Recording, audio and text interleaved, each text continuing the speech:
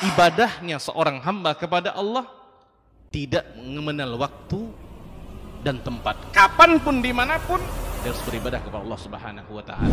Harga diri seorang mukmin itu di sisi Allah lebih besar daripada kehormatan Ka'bah sendiri. Nah, nikmat seorang mukmin lebih besar daripada itu. Man amila li akhiratihi kafahullahu amra dunia. Barang siapa yang beramal untuk akhiratnya, Allah akan cukupkan baginya urusan dunianya. Berjuang dengan harta untuk membela agama Allah Subhanahu wa Ta'ala, hendaklah menjadi penopang terhadap dakwah ini, bukan sebaliknya yang menghalangi dakwah ini, tapi jadilah keluarga muslim yang menopang dakwah Islam. Kenikmatan dunia ini lebih remeh dari sekedar sayap seekor nyamuk. Tidak patut bagi seorang yang beriman bersedih ketika tidak mendapatkan kenikmatan dunia. Nabi SAW katakan, la tahkiranna 'anil ma'rufi syai'an. Warahmatullahi wabarakatuh. Alhamdulillah, wassalatu wassalamu ala Rasulillah wa ala alihi wa ashabihi wa mawala. Subhanaka la ilma lana illa ma 'allamtana innaka antal alimul hakim. Rabbi syrah li sadri wa yassir li amri wahlul 'uqdatam min lisani yafqahu qawli. Hasbunallahu wa ni'mal wakil, ni'mal maula wa ni'man nasir. Bersyukur kita pada Allah Subhanahu wa taala. Malam ini Allah Subhanahu wa taala masih berikan kita kesihatan dan juga kesempatan untuk bersama-sama di rumah Allah Subhanahu wa taala melaksanakan fardu maghrib berjemaah. Menunggu datangnya Isya, kita duduk dalam majlis ilmu membacakan ayat-ayat Al-Quran dan hadis-hadis Nabi sallallahu alaihi wasallam. Ketahuilah jemaah bahawa Nabi sallallahu alaihi wasallam sabdakan, majtama'a qaumun fi baitin min buyutillah. Tidaklah berkumpul satu kaum di salah satu rumah daripada rumah Allah Subhanahu wa taala. Yatluna kitab Allah, mereka membaca kitab Allah, wa yatadarasunahu bainahum, dan saling mengajarkan di antara mereka, illa nazalat alaihimus sakinah, melainkan Allah akan turunkan ketenangan kepada mereka. Wa ghasyiyatuhumur rahmah, dan Allah juga akan limpahkan rahmat. Wa haffathumul malaikah, para malaikat rahmat akan menghampiri mereka. Yang lebih utama lagi, wa dzakarahumullahu fiman indah, Allah akan sebut dan puji-puji orang-orang yang berada dalam majlis ilmu di hadapan para malaikat. Bayangkan jemaah, kalau seandainya nama kita dipetik atau nama kita disebut oleh presiden, lalu dipuji di hadapan para menteri, pasti kita rasa teruja, kita rasa bangga, seronok. Nama kita disebut oleh presiden, lepas tu dipuji di hadapan para menteri, dan itu viral. Pasti kita rasa seronok dan happy. Lalu bagaimana kalau seandainya nama kita disebut dan dipuji bukan oleh presiden, bukan oleh perdana menteri, bukan oleh raja, tapi yang menciptakan raja, yang menciptakan presiden, yang menciptakan alam semesta, iaitu Rabbul Alamin. Maka sepatutnya kita bangga berada di rumah Allah Subhanahu wa taala, mempelajari kitab-kitab Allah Subhanahu wa taala. Dan mudah-mudahan kita yang hadir di sini menjadi hamba-hamba Allah Subhanahu wa taala yang sentiasa mendapat rahmat dan redha-Nya. Amin ya rabbal alamin. Selawat dan salam kepada Nabi kita Muhammad sallallahu alaihi wasallam dengan mengucapkan Allahumma salli ala Muhammad wa ala ali Muhammad. Mudah-mudahan selawat kita kepada Nabi sallallahu alaihi wasallam menyebabkan Allah Subhanahu wa taala berikan rahmat dan maghfirahnya kepada kita. Sebab Nabi sallallahu alaihi wasallam sabdakan, man shalla alayya salatan wahidah sallallahu alaihi biha asyra. Siapa yang berselawat kepadaku sekali, maka Allah akan berselawat kepadanya 10 kali. Hadirin yang dikasihi oleh Allah Subhanahu wa taala. InsyaAllah pada malam ini kita sambung kajian kita, iaitu tentang hikmah kisah-kisah yang disebutkan oleh Allah Subhanahu wa taala dalam Al-Quran. Kita tahu bahawa semua kisah-kisah yang Allah rakamkan dalam Al-Quran itu semuanya betul dan sahih. Kita tak boleh ragu sedikit pun kalau seandainya kisah itu terdapat dalam apa? Dalam Al-Quran. Sebab apa? Dzalikal kitabu la raiba fihi. Al-Quran itu tidak ada keraguan padanya. Siapa yang ragu dengan satu ayat saja dan dia meyakini kalau itu bukanlah ayat, maka dia kufur kepada Allah Subhanahu wa taala. Tak boleh. Satu ayat pun kita ragu boleh menyebabkan kita kufur dan murtad. Oleh sebab itu hati-hati, jangan sampai kita ragu dengan kalam Allah Subhanahu wa taala walaupun satu ayat. Kalau ragu saja pun jadi masalah besar, apatah lagi mengingkari apa-apa yang disebutkan oleh Allah dalam Al-Quran. Namun realitinya hari ini umat Islam bukan sedikit, ramai. Kalau ada firman Allah dalam Al-Quran, kalau ada hadis-hadis Nabi SAW yang sahih, yang tak selari dengan hawa nafsunya, maka apa yang dia buat?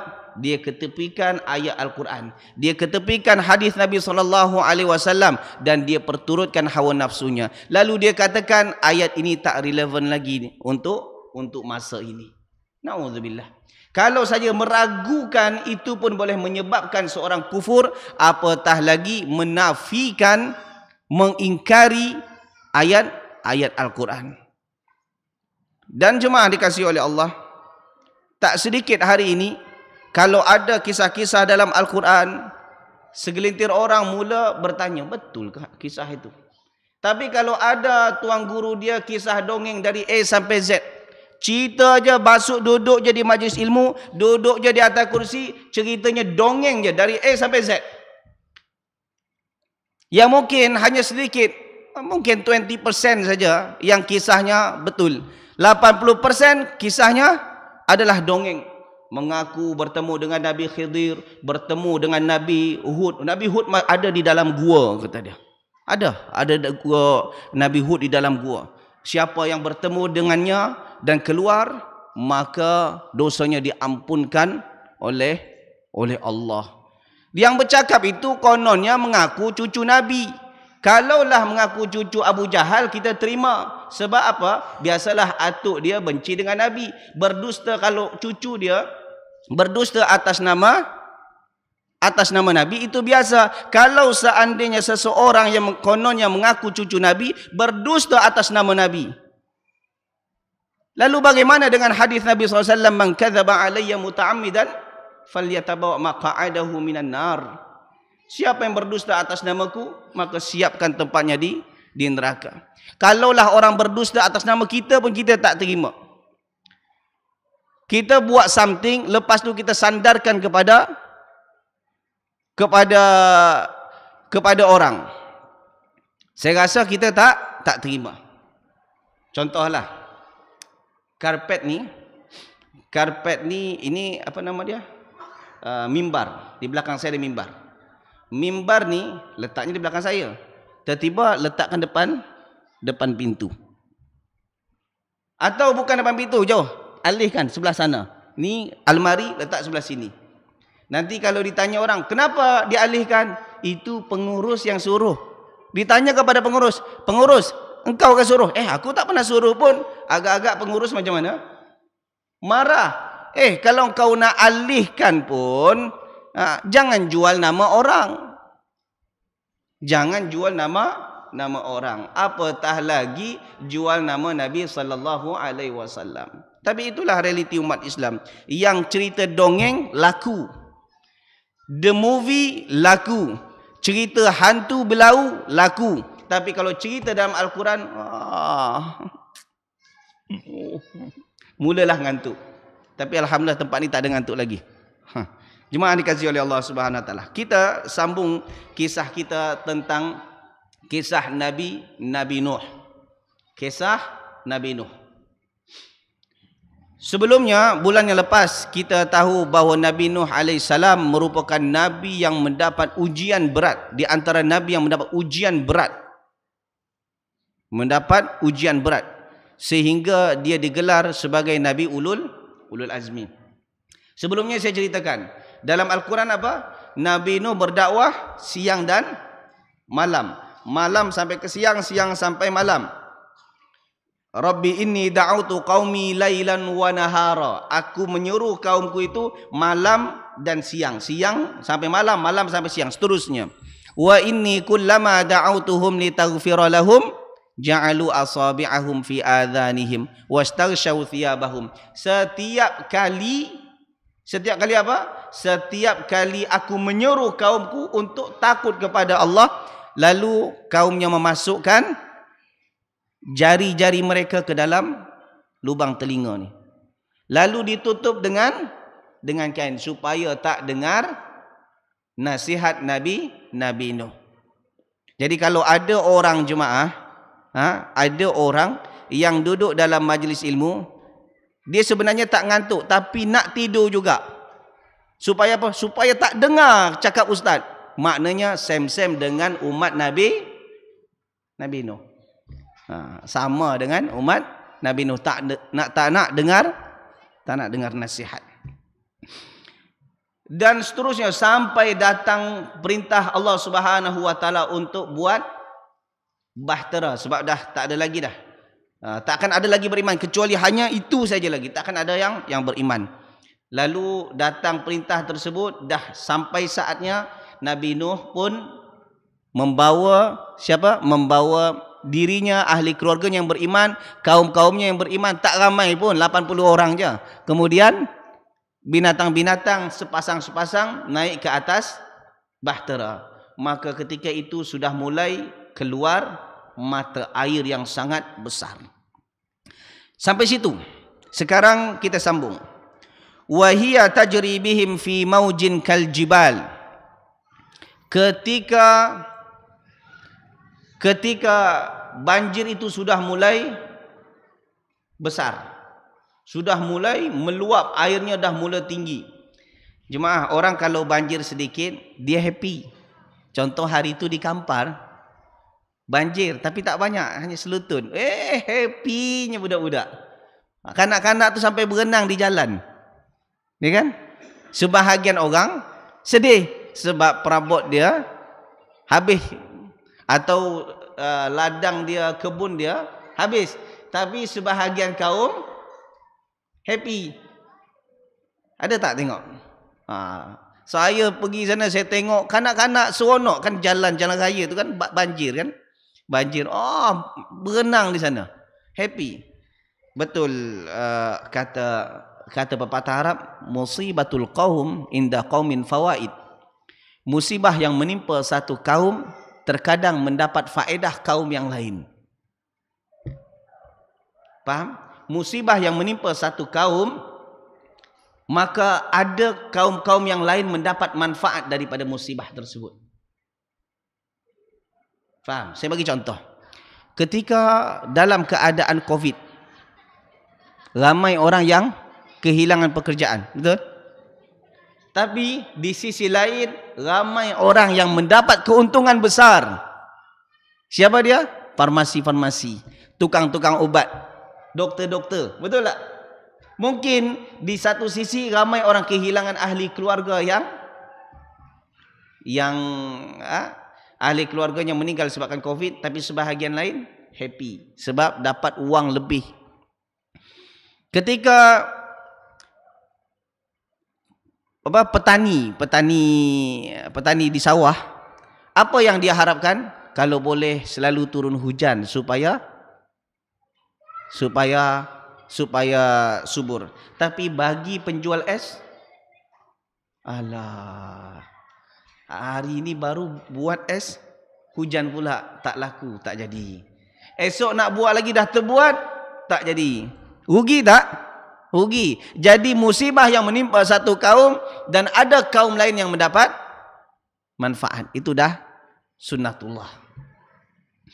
Jadi ini banjir bukan banjir kecil, tapi banjir yang sangat besar. sehingga disebutkan wahiya tajri bihim fi maujin kal jibal, yang mana airnya itu meluap besar, ombaknya meluap hampir seperti kal jibal, seperti gunung. Ini mengalahkan tsunami di Aceh. Kalau tsunami di Aceh berapa tinggi hari itu? Ada yang 20 meter, ada yang 30 meter, betul tak? Masih ingat? Ke lupa? 20 meter, 30 meter. Itu kecil lagi. Kalau gunung ada 20 meter? Tak, beribu meter. Betul? Beribu meter ke atas. Itulah keadaan ketika itu. Banjir yang besar bukan banjir 20 meter, 30 meter. Tapi kal jibal disebutkan oleh Allah seperti gunung-gunung. Sekali datang luapan air itu seperti gunung. Agaknya boleh selamat tak? Takkan ada yang selamat kalau macam tu. Tetapi walaupun dalam keadaan yang sempit, tetap saja Nabi Nuh, wa nada Nuhun ibnahu wa kana fi ma'zili ya bunayya arkam ma'ana. Nabi Nuh tak pernah berputus asa untuk berdakwah. Dah hujung-hujung tu tetap juga berdakwah. Apa dakwahnya? Kepada siapa dia berdakwah? Kepada anaknya yang bernama Kan'an bin Nuh. Kan'an bin Nuh. Wahai Kan'an, irkam ma'ana. Naiklah ke atas bahtera ini. Maksudnya apa? Orang yang naik ke atas bahtera adalah orang beriman. Kamu hendaklah jadi orang beriman. Kau nak selamat, naik ke atas bahtera. Jadi sebenarnya dia mengajak anaknya untuk tetap beriman kepada Allah. Untuk mengajak anaknya beriman kepada Allah. Lihat jemaah. Inilah tugasan seorang ayah. Dan sepatutnya ini juga yang ada pada diri seorang muslim. Bukankah Allah firmankan, ya ayyuhalladzina amanu qu anfusakum wa ahlikum nara. Wahai orang beriman, jaga diri engkau, jaga ahli keluarga engkau daripada amalan-amalan yang boleh memasukkan ke dalam neraka. Siapa yang diperintah ni? Si suami. Itu yang pertama. Kullukum ra'in wa kullukum mas'ulun ar-ra'iyati warrajulu ra'in ala ahli baiti. Setiap kalian pemimpin, dan setiap pemimpin akan ditanya atas apa yang dia pimpin, dan seorang lelaki menjadi pemimpin di dalam rumah tangganya. Jadi tugasan mendidik anak, tugasan siapa? Tugasan ayah, tugasan seorang ayah. Namun ada juga segelintir para suami jemaah. Ini suami-suami yang tak tahu diri. Dia sibuk bekerja, pergi pagi balik petang, pergi pagi balik petang, kononnya cari duit. Lepas tu dia tengok anaknya nakal, tak terdidik dengan agama. Yang dia salahkan siapa? Isteri. Kau tak pandai mendidik anak. Kau tak pandai mendidik anak. Oh, perempuan seperti ini tak layak dijadikan isteri. Ceraikan. Kononnya tak pandai mendidik anak. Yang memang engkau sebagai suami pandai ke? Kalau engkau sebagai suami dibalik suruh isteri kerja, dan engkau sebagai ibu rumah tangga, sebagai bapa rumah tangga, didik anak tu, adakah mungkin anak tu terus jadi? Tak. Jadi sebenarnya tugasan mendidik anak, tugasan siapa? Suami isteri. Bukan tugasan isteri only, tapi suami isteri. Tak jadi jemaah hanya isteri sahaja, lepas tu suami berlepas tangan. Tak boleh. Kerana ada suami isteri, kecuali suaminya dah meninggal. Itu lain. Kalau suaminya masih hidup, itu tugasan suami dan isteri. Sesibuk apapun seorang suami bekerja cari duit, tapi jangan sampai dia lupakan mendidik anak. Kerana orang cari duit tujuannya untuk apa? Untuk isteri dan anak. Tapi jangan sampai duit dapat ternyata anak rosak. Apa artinya duit? Saya nak tanya, apa arti duit? Duit banyak. Lepas tu ditengok anak rosak semuanya. Isteri rosak, anak rosak. Buat apa duit tu? Tak ada arti pun duit. Tak guna, tak berarti duit. Tujuan kita cari duit untuk isteri dan anak, tapi jangan sampai anak dan isteri pun diabaikan sehingga tak mendapat pendidikan agama.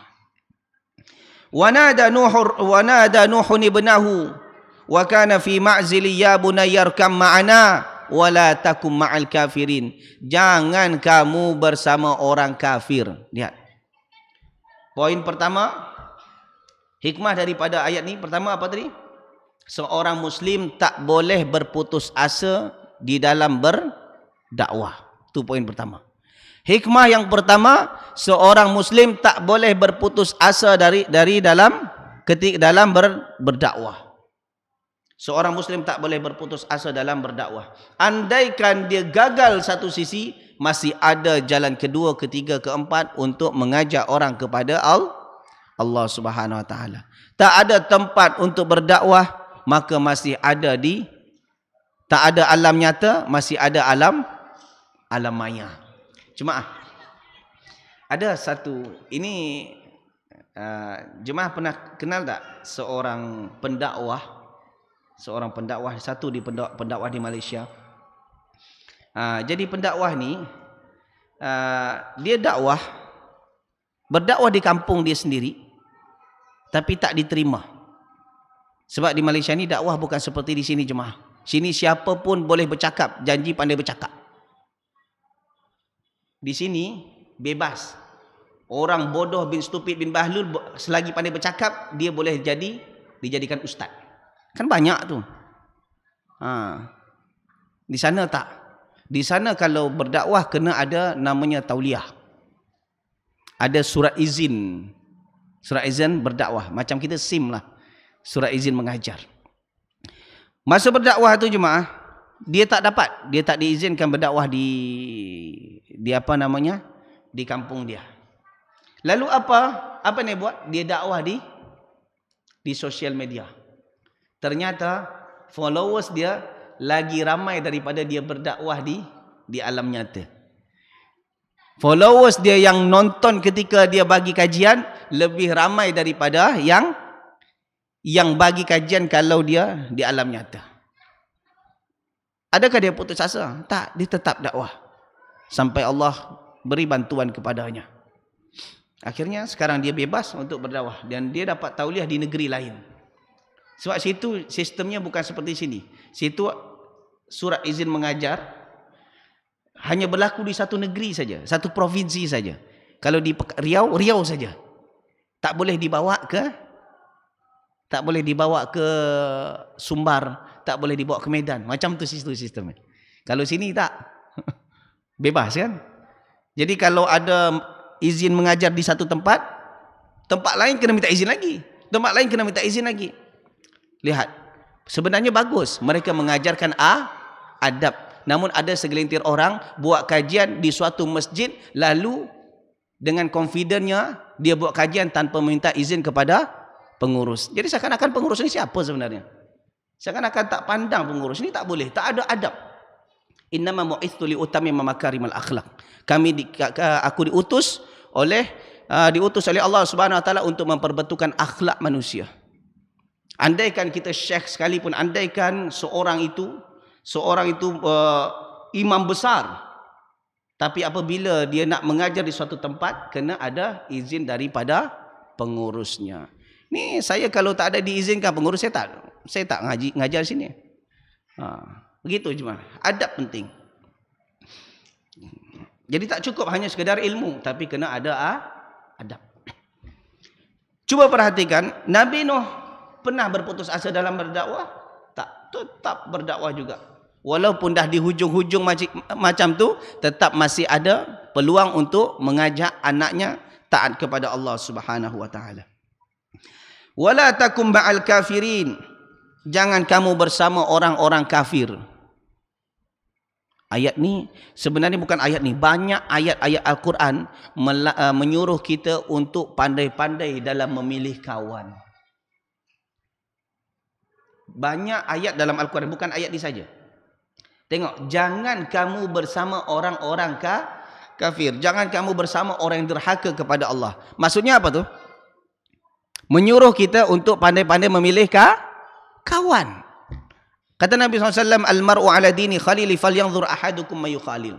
Agama seorang itu bergantung kepada agama sahabatnya. Maka hendaklah dia pandai-pandai memilih siapa yang diambil sebagai sahabat. Pandai-pandai jemaah. Kalau seandainya seseorang terlihat futur, tahu futur? Patah semangat. Dah mula bosan mentaati perintah Allah, cuba perhatikan siapa kawan dia. Biasanya kawan dia lah yang menjadi sebab dia dah mula malas hadir di pengajian. Dia macam tu jemaah. Kalau seandainya kita berkawan dengan orang yang jarang mengaji, lepas tu esok kita nak mengaji, jadual kajian kita esok nak hadir di suatu kajian. Tapi kata kawan, alah cuti je lah hari ini. Kita ada program dah ni. Terikut sekali. Esok nak mengaji lagi. Alah sekali-sekala cuti apa salahnya. Kan boleh tengok di sosial media. Akhirnya kali kedua, kali ketiga, keempat, kelima, lama-lama dah mula malas hadir di majlis ilmu.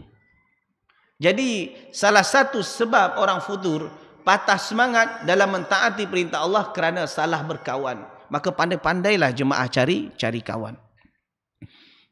Kalau kita dah mula rasa futur, kita dah mula rasa patah semangat, dah mula lemah semangat dalam menuntut ilmu, solat berjemaah, cuba perhatikan siapa yang kita ambil sebagai kawan. Biasanya kawan akan berpengaruh berat.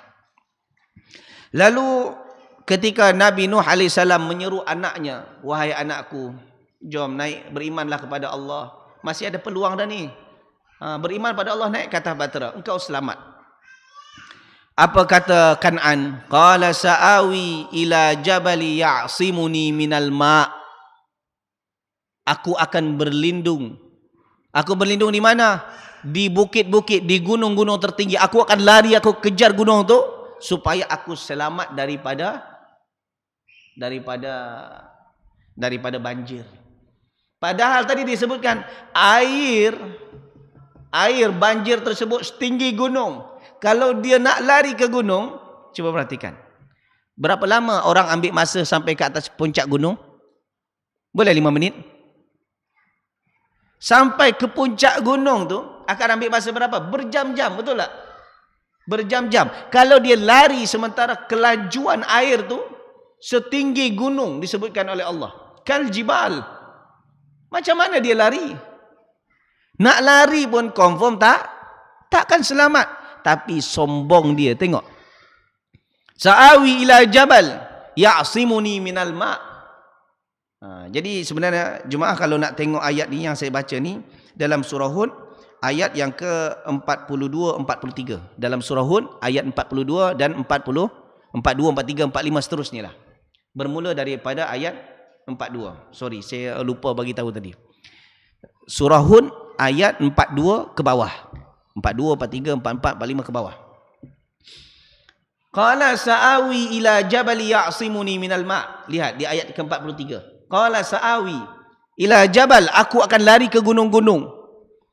Padahal nak lari pun takkan sempat. Tapi sombongnya dia katakan aku akan lari ke puncak gunung. Pasti aku akan selamat daripada banjir. Lalu Nabi Nuh katakan apa? La asimal yawma min amrillahi illa marrahim. La asimal yawma min amrillahi illa marrahim. Pada hari ini takkan ada seorang pun yang selamat daripada banjir kecuali orang yang dilindungi oleh Allah. Siapakah dia? Orang yang beriman dan naik ke atas bahtera Nabi Nuh. Wa ja'alna dzurriyyatahu humul baqin. Kalau banjir ketika itu jemaah semuanya mati. Yang selamat hanya orang yang berada di atas bahtera. Itu sebabnya kita sekarang ni keturunan Nabi Adam atau keturunan Nabi Nuh? Keturunan Nabi Nuh. Keturunan Nabi Adam dah terpecah di zaman Nabi Nuh. Sebab Nabi Adam, zaman Nabi Adam ke zaman Nabi Nuh berapa tahun?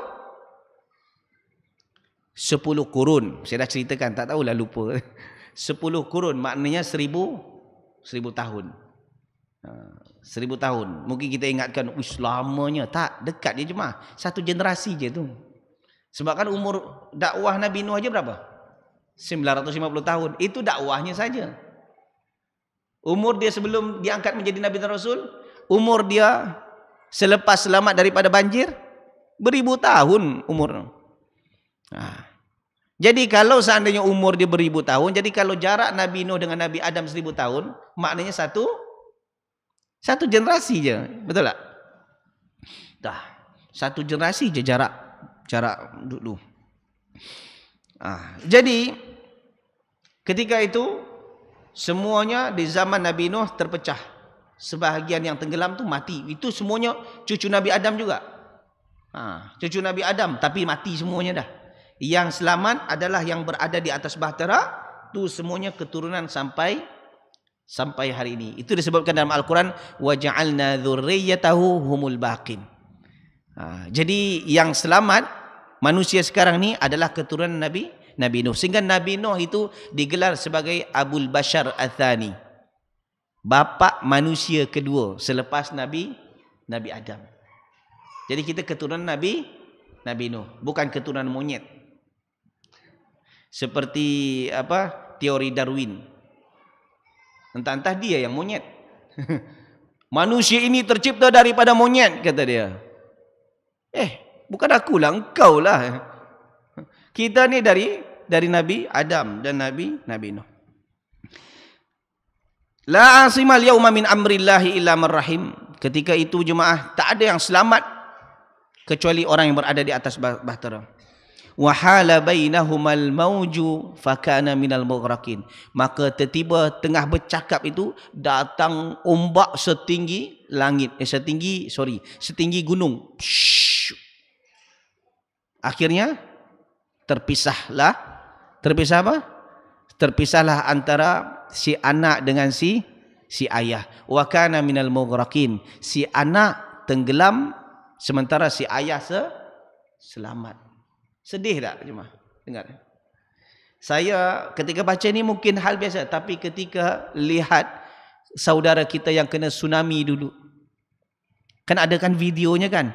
Si ayah nak selamatkan anaknya, orang tu tengah selamatkan anaknya di bawah banjir kuat. Lepas menangis orang tua tu. Terasa saya. Kita nampak kan video-video macam tu dulu. Sekarang inilah yang diceritakan oleh Allah. Datang ombak setinggi gunung, akhirnya menenggelamkan si anak. Tengok. Poin yang ketiga jemaah. Ternyata kesombongan membawa kebinasaan. Betul tak? Dia sombong. Aku akan lari ke atas gunung. Padahal kelajuan naik ke atas gunung berapa lama? Sementara kelajuan air lebih laju berbanding kelajuan lari kita. Betul tak? Kalau kita berlumba dengan air, siapa yang cepat sampai? Air lah. Kelajuan air tu lebih cepat berbandingkan dengan kelajuan, bukan kelajuan lari kita. Dengan kereta pun lebih laju air lagi. Yang zaman tu tak ada kereta, zaman tu tak ada mobil, tak ada motor, hanya lari saja ke atas gunung. Tapi kesombongan dia menyebabkan dia binasa. Bukan hanya di akhirat, di dunia pun ia termasuk orang yang ditenggelamkan. Bukan hanya zaman dulu jemaah, sampai hari ini setiap kesombongan akan membawa kepada kebinasaan. Sampai-sampai Nabi SAW sabdakan, la yadkhul jannah man fi qalbihi mithqalu dzarratin min kibr. Tidak akan masuk surga seseorang yang di dalam hatinya ada sifat sombong walaupun kecil. Sekarang saya nak tanya kepada jemaah. Ujub, tahu ujub? Apa tu ujub? Berbangga dengan diri. Saya nak tanya kepada jemaah. Jemaah pernah tak merasa ujub? Pernah? Pernah kan? Pernah. Semua orang hampir tersentuh dengan penyakit ujub. Termasuk saya, ya, termasuk saya. Ketika kita mendapat kesuksesan, akan timbul sifat ujub. Tambah lagi kalau keberadaan kita, kewujudan kita diharapkan, dialu-alukan, diharapkan oleh orang ramai, pasti kita akan rasa ujub. Tengok, aku ditunggu-tunggu orang, kata dia. Timbul sifat ujub. Dan ujub ini adalah bahagian daripada kesombongan. Agak-agaknya jemaah masuk surga tak kita? Kalau tengok hadis tu. La yadkhulul jannah man fi qalbi mithqala dzarratin min kibr. Tak akan masuk surga kata Nabi SAW. Ni hadis sahih. Yang di dalam hatinya ada sifat ujub walaupun kecil. Kadang-kadang ketika kita buat suatu pengajian, kemudian pengajian itu sukses, berjaya. Akhirnya ada orang kata, bro, sebab engkau ni memang hebat. Kalau tak ada engkau uruskan, tak jadi kita majlis kita. Biasanya orang yang menguruskan tu ada timbul tak sifat ujub dia? Timbul. Tipu kalau tak, pasti akan timbul sifat ujub. Akan timbul sifat ujub.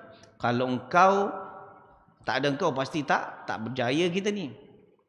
Dan ketika hati membenarkan, yes, kalau bukan kerana aku takkan jadi ni. Maka di sanalah kita dah masuk dalam perangkap syaitan. Jadi syaitan tu bijak cuma. Kalau dia tak mampu menggelincirkan anak Adam dari satu jalan, maka dia cari jalan kedua, jalan ketiga, jalan keempat, sampai betul-betul kita tergelincir. Dulu masjid ini kecil, kalaulah bukan kerana saya, tak jadi masjid ni. Timbul sifat ujub. Sifat ujub itu pun salah. Apatah lagi ini kalau bukan kerana aku, makin surau ini akan sunyi dan sepi. Ini tak boleh jemaah. Kalau ada sifat ujub terlintas dalam diri kita, cepat-cepat istighfar dan pujilah Allah Subhanahu Wa Taala. Itu sebabnya apapun nikmat yang kita perolehi, maka banyak-banyaklah memuji Allah Subhanahu Wa Taala. Supaya apa? Supaya hilang sifat ujub. Jadi salah satu untuk menghilangkan sifat ujub tu hilang dari diri kita, banyak-banyak puji Allah. Dapat sikit, alhamdulillah. Dapat nikmat sikit, alhamdulillah. Jadi seakan-akan bahawa nikmat ini bukanlah berasal dari kehebatan kita, tapi berasal daripada pertolongan Allah Subhanahu Wa Taala. Masuk solat bagi lalu azan. Kasih oleh Allah Subhanahu Wa Taala. Kesombongan akan membawa kepada kebinasaan, bukan hanya di akhirat, tapi juga di dunia. Dan seterusnya jemaah dikasihi oleh Allah. Wa qila ya ardu bla'i ma'aki wa ya sama'u aqli'i wa ghidal ma'. Ketika semua yang di bumi ini tenggelam, akhirnya siapa yang selamat? Hanya yang berada di atas bahtera Nabi Nuh AS. Dah habis, mati semuanya, barulah Allah perintahkan, ya ardu bla'i ma'ak. Wahai bumi, telan airmu balik. Telan airmu balik. Wa ya sama'u aqli'i. Wahai langit, tahan airmu. Maknanya yang di bawah suruh telan, yang di atas tahan. Supaya apa? Supaya berhenti banjir. Jadi biasanya banjir, kalau kita tengok banjir biasanya air hujan yang turun secara deras, secara kuat, betul tak? Sekarang kalau seandainya yang di atas turun lalu di bawah keluar, apa tak besar banjir ketika itu? Atas bawah keluar. Kemudian waghidal ma', maka air pun menjadi surut. Wa qudiyal amr, maka setelah urusan, wastawat 'alal judi, lalu bahtera Nabi Nuh ia pun berlabuh di suatu bukit yang bernama Bukit Judi. Wa qila bu'da lil qaumil zalimin, maka dikatakan celakalah, binasalah kaum-kaum yang zalim. Jemaah dikasihi oleh Allah, ada satu video yang saya jumpa di sosial media. Dikatakan kalau seandainya suatu negeri ditimpa banjir, maka bacalah doa ini, ya ardu bla'i ma'aki wa ya sama'u aqli'i wa ghidal ma', kata dia. Wahai bumi, telan air, wahai langit, tahan, jangan turunkan, maka air akan surut, kata dia. Baca itu banyak kali, maka insya-Allah air akan surut. Betul tak jemaah? Pernah dengar tak? Tak pernah dengar? Jemaah ni asyik tengok Quran je, tak pernah tengok sosial media. Ada viral jemaah. Seorang ustaz bagi kajian seperti itu. Kalau seandainya suatu negeri ditimpa banjir, baca apa? Ni doa ni. Ya ardu, surah Hud ayat 44 kata dia. Ya ardu bela'i ma'aki wa ya sama'u aqli'i wa ghidul ma', kata dia. Bumi tahan airmu, telan, yang langit tahan, nanti air akan surut. Dengan izin Allah, baca ini akan surut airnya. Betul tak? Betul tak statement ni?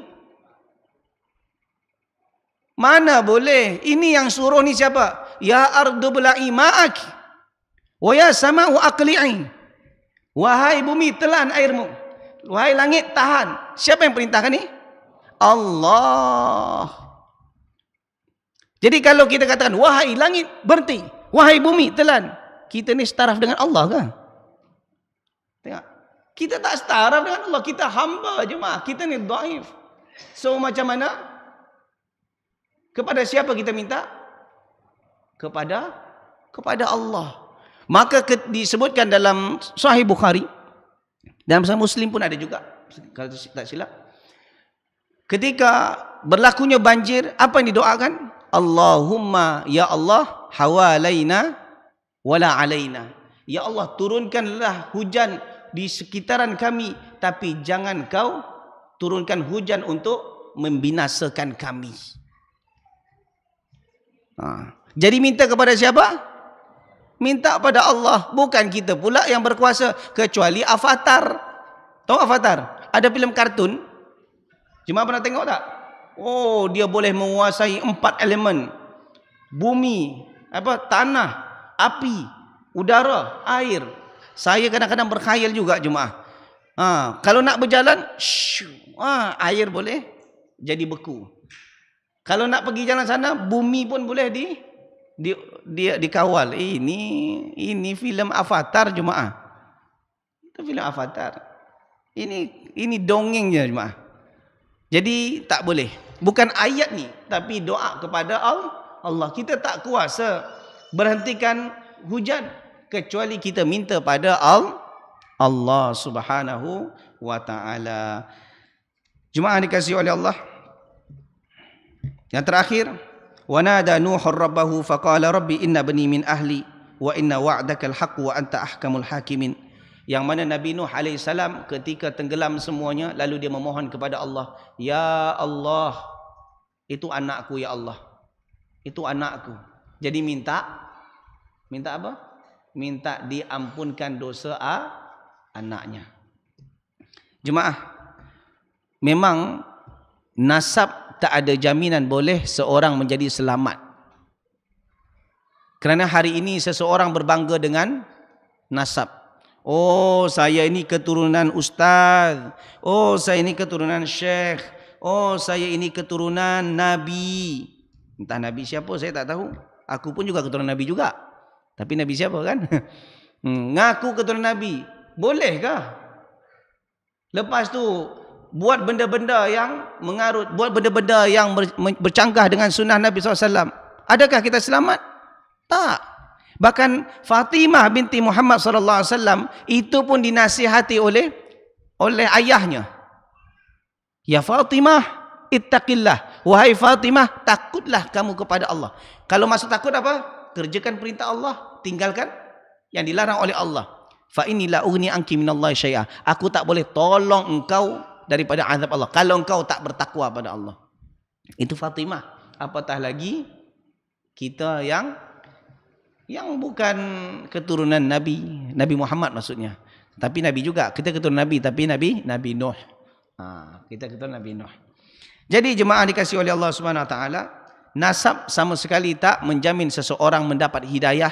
Begitu juga nasab tak menjamin seseorang selamat daripada azab Allah Subhanahu wa taala. Jadi kalau Allah berikan kita hidayah, bersyukurlah kepada Allah. Banyak-banyak puji Allah Mohon kepada Allah, ya muqallibal qulub, tsabbit qulubana ala dinika wa ala ta'atik. Ya Allah yang membolak-balikkan hati, tetapkan hatiku di atas iman dan takwa kepada Allah. Kalau kita dah mula jarang-jarang datang ke majlis ilmu, kita dah mula jarang-jarang solat berjemaah ke masjid, kita dah mula malas melakukan ibadah, cuba muhasabah diri. Mohon kepada Allah, kita takut dan kita risau kalau Allah campakkan kita daripada agama yang hak ini. Kita risau jemaah. Sementara Allah katakan wala tamutunna illa wa antum muslimun. Jangan kamu mati kecuali kamu menjadi seorang muslim yang sejati. Allahu taala alam bisawab. Itu sajalah yang boleh saya kongsikan pada malam ini. Kalau ada soalan saya bagi masa dalam 2-3 menit.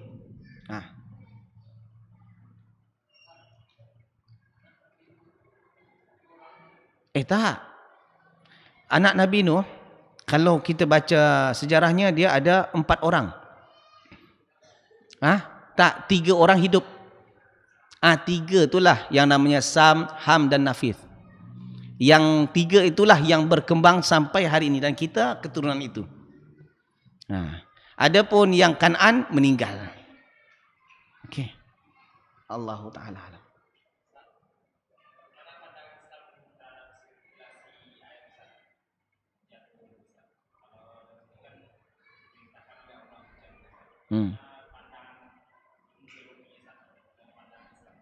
Maksudnya turun hujan daripada uap.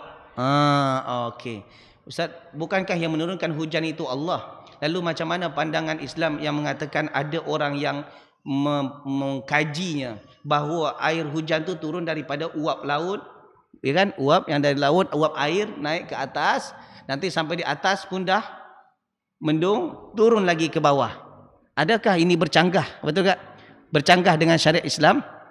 Tak. Betul.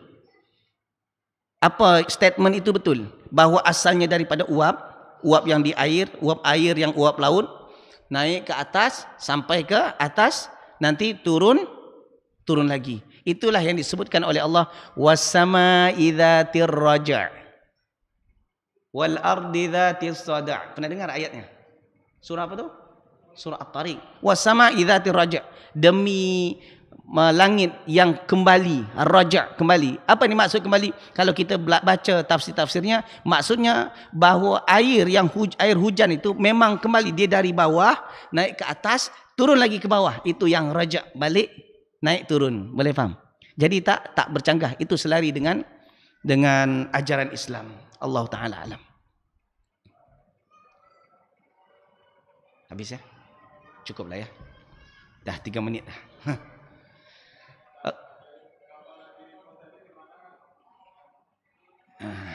Kafal nak cari ke?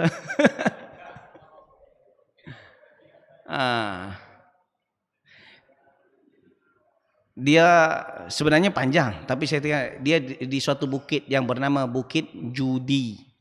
Bukan judi yang ni bukan, Bukit Judi nama bukitnya. Di Armenia. Nak panjang lagi Armenia, nanti panjang lagi cerita. Okey. Okey, satu nak.